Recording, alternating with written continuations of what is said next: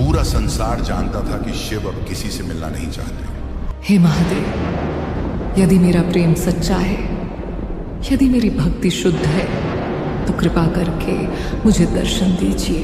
तभी आकाश में दिव्य ज्योति छा गई। बर्फीले पर्वतों पर कमल खिल उठे। उमा, तुम्हारी तपस्या ने मुझे भी विचलित कर दिया। तुमने जो कष्ट सहे वह किसी साधारण जीव के बस की बात नहीं। आकाश में घने काले बादल छाए हुए थे।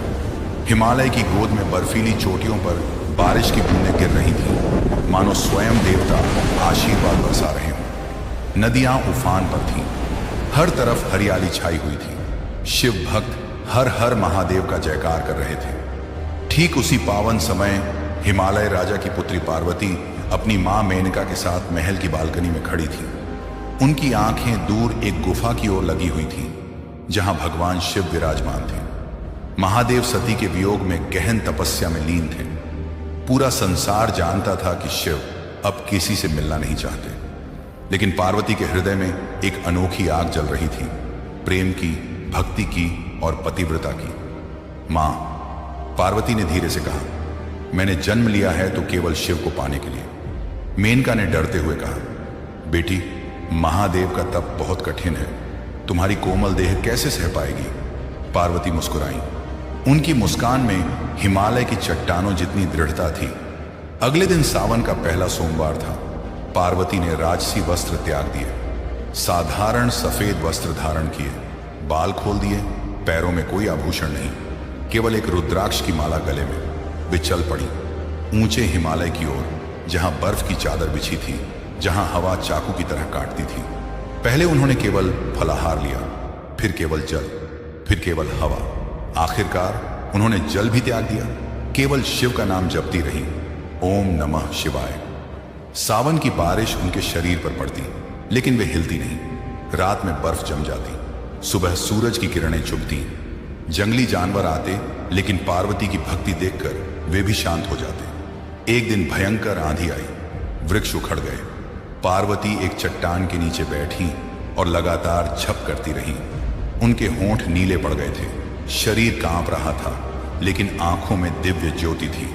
देवताओं ने भी यह तप देखा और इंद्र सहित सभी देवता चिंतित हो गए। उन्होंने सोचा, यदि पार्वती शिव को प्राप्त कर ली तो संसार का संतुलन बदल जाएगा। उन्होंने परीक्षा लेने का निश्चय किया। एक दिन एक ब्राह्मण का रूप धरकर भगवान शिव स्वयं पार्वती के पास आए। बेटी, तुम इतनी सुंदर हो, राजकुमारी हो, क्यों इस कष्टमय तपस्या कर रही हो?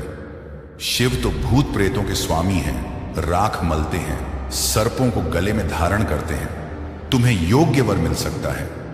पार्वती ने शांत लेकिन दृढ़ स्वर में कहा, हे ब्राह्मण देव, मेरे लिए शिव के सिवा दूसरा कोई नहीं। उनकी राख भी मेरे लिए कुमकुम है, सर्प भी आभूषण है। ब्राह्मण शिव मुस्कुराए और चले गए। फिर दूसरी परीक्षा आई। एक दिन आग लग गई चारों ओर। लपट्टें पार्वती को घेरने लगी, लेकिन वे बोली, यदि शिव की इच्छा है तो यह शरीर भस्म हो जाए, लेकिन मेरा संकल्प नहीं टूटेगा। आग स्वयं शांत हो गई। तीसरी परीक्षा में भयंकर सिंह आया और गरजा। पार्वती ने आंखें बंद करके शिव का ध्यान किया। सिंह उनके पैरों के पास सिर रखकर लेट गया। सावन की पूर्णिमा की रात थी, चांदनी बिखरी हुई थी। पार्वती अब अत्यंत दुर्बल हो चुकी थी। शरीर केवल हड्डियों का ढांचा रह गया था, लेकिन उनकी आत्मा तेजोमय थी। उन्होंने आंखें बंद की और पूरे मन से बोली। तभी आकाश में दिव्य ज्योति छा गई। बर्फीले पर्वतों पर कमल खिल उठे। नंदी, भृंगी, गणेश और कार्तिकेय प्रकट हुए, और फिर शिव प्रकट हुए। उनकी त्रिनेत्र ज्योतिर्मय थे। नीलाकंठ, जटाओं में गंगा, माथे पर चंद्रमा। वे पार्वती के सामने खड़े हो गए। उमा, शिव का स्वर गूंजा, तुम्हारी तपस्या ने मुझे भी विचलित कर दिया। तुमने जो कष्ट सहे वह किसी साधारण जीव के बस की बात नहीं। आज से तुम मेरी अर्धांगिनी हो।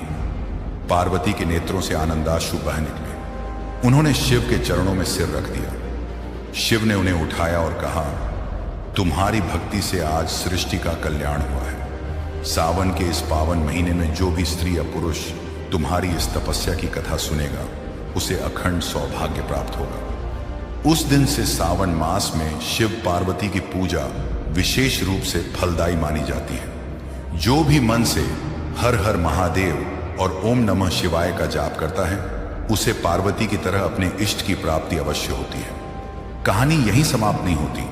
आज भी जब सावन में बारिश होती है, शिवलिंग पर जल चढ़ता है, बेलपत्र चढ़ता है, तब कहीं दूर हिमालय में पार्वती की वह तपस्या गूंजती है। सच्ची भक्ति और धैर्य से असंभव भी संभव हो जाता है। यदि आपको माता पार्वती की अटूट भक्ति, तपस्या और भगवान भोलेनाथ की यह दिव्य कथा पसंद आई हो तो इस वीडियो को लाइक करें, अपने परिवार और मित्रों के साथ शेयर करें और ऐसी ही भावपूर्ण एवं प्रेरणादायक सनातन कथाओं के लिए किटू वेब टीवी को सब्सक्राइब करना न भूलें।